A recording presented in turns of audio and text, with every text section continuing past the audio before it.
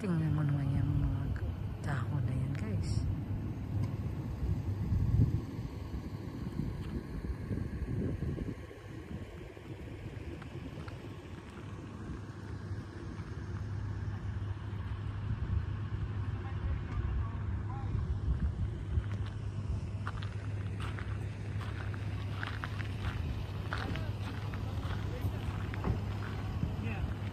Hindi.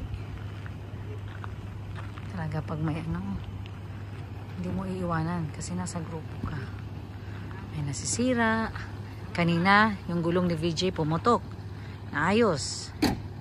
Yan, kita yan. Okay na daw. Okay na daw kay Teo. Yay! Let's go home, baby!